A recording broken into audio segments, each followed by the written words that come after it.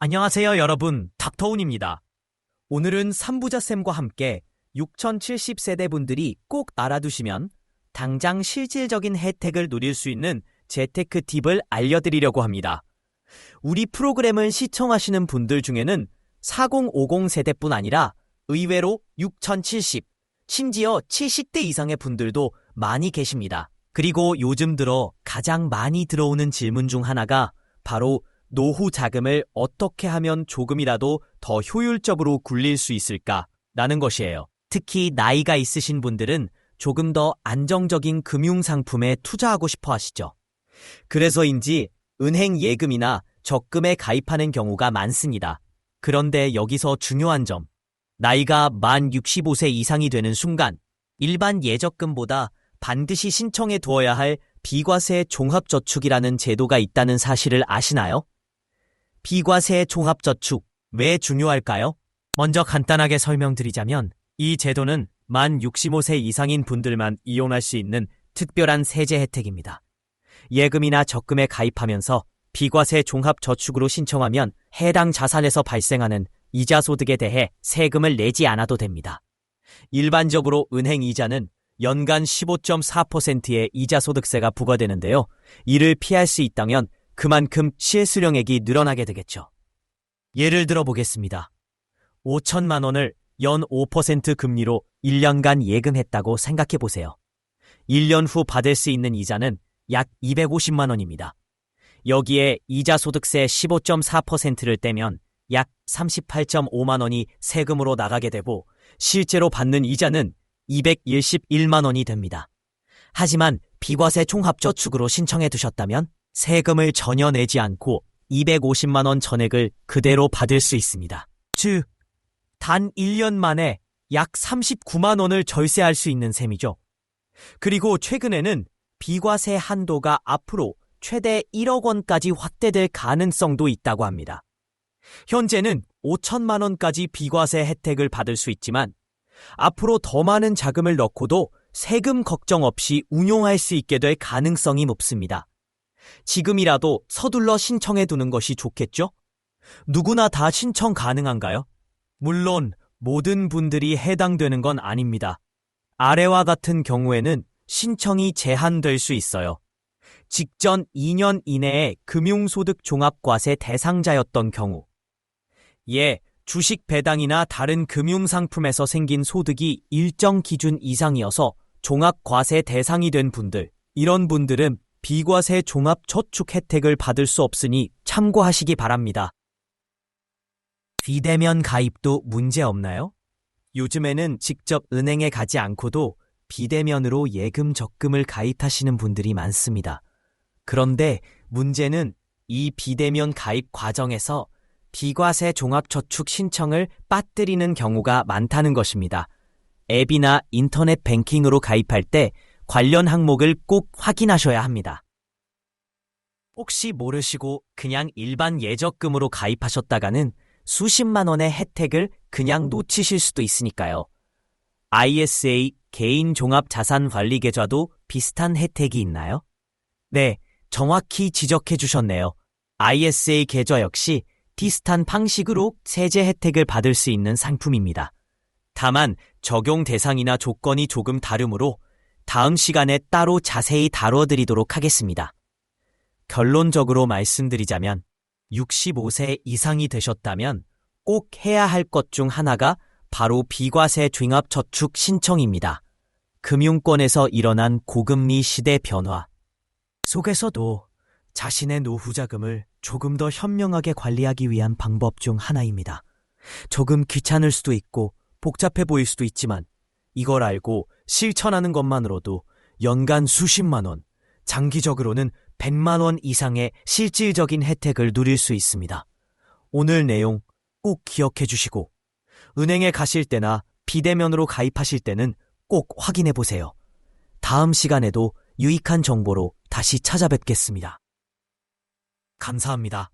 인생의 후반기를 살아가고 계신 분들께 묻고 싶습니다. 노년기, 즉 인생의 마지막 시즌은 여러 가지 방식으로 설명될 수 있지만 전문가들은 노인의 삶을 크게 5가지 유형으로 나누기도 합니다. 첫 번째는 은둔형입니다. 이 유형은 세상과의 연결고리를 끊고 사회적 관계에서 벗어나 홀로 남으려는 경향이 있습니다. 외부와의 소통을 멀리하고 스스로를 고립시키는 모습을 보이죠. 두 번째는 분노형입니다. 주변 상황이나 사회에 대한 불만과 분노를 자주 표현하며 변화된 환경이나 자신이 가진 한계에 대해 좌절하는 경우가 많습니다. 세 번째는 자학형입니다. 모든 문제를 자신의 탓으로 돌리는 유형으로 지나간 과거에 대한 후회와 자책 속에서 살아갑니다. 그들은 인생의 변화를 자연스럽게 받아들이고 현재를 가치 있게 여기며 살아가기 때문입니다. 누구나 즐겁고 행복한 노후를 원하지만 진짜로 행복한 사람은 어려운 상황에서도 기쁨을 만들어내는 사람이며 매 순간을 소중하게 여기는 사람입니다. 그런 삶이 쌓여서 비로소 재미있는 인생이 되는 것입니다. 많은 사람들이 말합니다. 인생의 깨달음을 얻은 이들은 하나같이 이렇게 이야기한다고 하죠. 지나간 일이나 오지 않을 미래에 대한 걱정은 그만두고 지금 이 순간을 충실히 살라고 말입니다. 하지만 현실에서는 많은 사람들이 바쁘다는 핑계, 귀찮다는 이유, 혹은 어색함 때문에 현재를 즐기지 못하고 살아갑니다. 그러나 나이 듦을 두려워할 필요는 없습니다. 조금은 두렵더라도 죽을 때까지 재미있는 다짐만으로도 노후는 훨씬 더 풍요로워질 수 있습니다. 왜냐하면 노년의 기쁨은 스스로가 원하지 않으면 결코 얻을 수 없는 것이기 때문입니다. 오늘의 주제는 바로 노후의 근심과 걱정을 한 번에 없애는 가장 현명한 방법입니다. 아름다운 노년, 마음 편하게 잘 사는 법에 대해 함께 생각해 보겠습니다. 삶 속에서 가장 중요한 두 단어는 여기와 지금입니다. 눈이 하나뿐이라도 아침에는 해를 볼 수 있고 밤에는 별을 볼 수 있으며 잠든 후 다음 날 아침에 따뜻한 햇살을 느낄 수 있습니다. 기쁨과 슬픔, 사랑을 느끼는 것도 가능하죠. 남의 아픔을 공감할 줄 아는 마음을 가졌고 지팡이를 짚고 집 밖으로 걸어나갈 수 있다면 우리는 이미 감사할 이유가 충분합니다. 지금 여기 내 옆에 있는 소중한 사람들과 웃으며 이야기를 나눌 수 있다는 사실 자체가 바로 삶의 기쁨입니다. 노년에는 위가 아닌 아래를 바라봐야 한다고 합니다. 가지지 못한 것에 연연하기보다는 내가 지금 가지고 있는 것을 돌아보는 자세가 중요합니다. 그런데도 많은 사람들이 별 의미 없는 것들에 시간과 에너지를 소비하곤 합니다. 행복을 만드는 뇌의 물질은 엔돌핀입니다. 그런데 이 엔돌핀은 과거의 추억에서 나오는 것이 아니라 지금 이 순간 내가 즐거움을 느낄 때 생성됩니다. 우리가 오늘 살아있다는 것은 누군가는 하루라도 더 살고 싶어 했던 소중한 시간이라는 점을 기억해야 합니다. 우리는 지금 그때를 살고 있는 것입니다. 살아있다는 것 자체가 즐거워야 하고 만날 수 있다는 것에 감사해야 하는 삶을 살아야 합니다. 나이든 이들은 모두 그때가 좋았다고 말합니다. 고통을 겪어보고 비로소 행복을 알게 되고 추억 속의 그때를 그리워하면서 후회하기 마련이죠. 살아가다 보면 지금 여기가 가장 중요하다는 말이 얼마나 맞는지 새삼 느끼게 됩니다. 예를 들어 아내를 먼저 보내고 홀로 남은 90살 할아버지는 이런 말씀을 하셨습니다. 아내가 곁에 있을 땐 몰랐는데 이제 없으니 마치 젓가락 한 짝이 사라진 것 같다. 소중한 사람이 떠난 후에야 비로소 그 가치를 깨닫는 경우가 많습니다. 행복의 답은 바로 지금 내 가슴 속에 담겨 있습니다. 그것을 놓쳐서는 안 됩니다.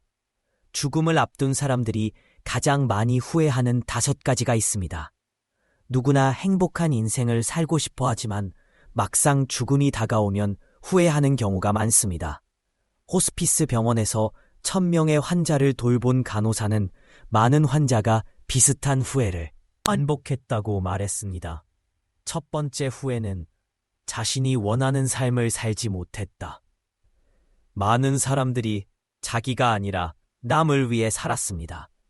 주변 사람들의 기대에 맞추고 그들에게 인정받기 위해 인생을 헌신했습니다. 하지만 정작 본인의 행복은 제대로 들여다보지 못했죠.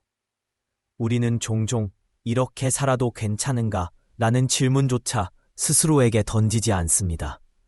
아침엔 점심시간을 기다리고, 점심엔 퇴근을, 퇴근 후엔 주말을, 주말엔 여름 휴가를, 휴가엔 은퇴를 고대하면서 살아갑니다.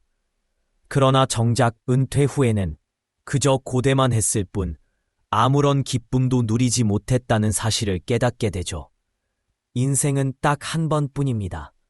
지나간 시간 속에서 눈물과 회한에만 머무르는 삶은 피해야 합니다. 두 번째 후회는 일에 너무 얽매여 살았다는 것입니다. 많은 사람들이 일하느라 바빠서 가족과 보내는 시간을 놓쳤다고 말합니다. 사회적 성공을 이루었을지 모르지만 그 속은 텅 비어 있었습니다. 이제는 좀 더 여유롭게 여행도 가고 쉬는 시간도 갖고 자신을 위한 시간을 가지며 살아야 합니다. 세 번째 후회는 감정을 표현하지 못했다는 것입니다. 기쁨, 슬픔, 분노, 사랑 등 다양한 감정을 마음속에 억누르고 살아온 사람들이 많습니다. 다른 사람을 배려해서일 수도 있지만 감정을 표현하지 못하는 삶은 결국 불행을 낳습니다. 감정을 숨기는 건 미덕이 아닙니다. 사랑하는 사람에게 고맙다는 말, 사랑한다는 말, 감사하다는 말을 그냥 마음속에만 담아두지 마세요. 표현할 때 비로소 그 감정은 전달되고 서로의 마음이 치유됩니다. 네 번째 후회는 친구들과의 관계를 소홀히 했다는 것입니다. 죽음이 다가오면 사람들은 친구를 그리워합니다. 함께 웃고 울었던 소중한 존재들이 떠오르죠. 하지만 정작 살아있을 때는 연락도 자주 하지 않고 소통도 부족했습니다. 지금 내 곁을 지켜주는 친구들에게 소홀하지 마세요. 그들과 함께 나눌 수 있는 기쁨은 노년기에 더욱 빛납니다. 마지막 다섯 번째 후회는 행복을 선택하지 않았다는 것입니다. 많은 사람들이 죽음을 앞두고 비로소 깨닫습니다. 행복은 우연히 찾아오는 게 아니라 내가 선택하는 것이라는 것을요. 나를 행복하게 할 사람, 일을, 태도를 의식적으로 선택해야 비로소 행복해질 수 있습니다. 특히 건강을 소중히 여기고 지금 자신에게 주어진 익숙한 것들에 대해 감사하는 마음을 길러야 합니다.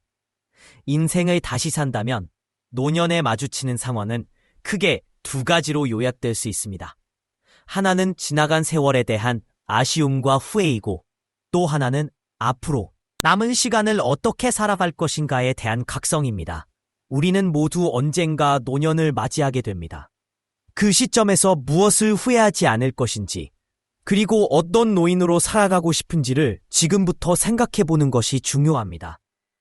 노후는 준비하는 만큼, 그리고 선택하는 만큼 아름답게 만들 수 있습니다.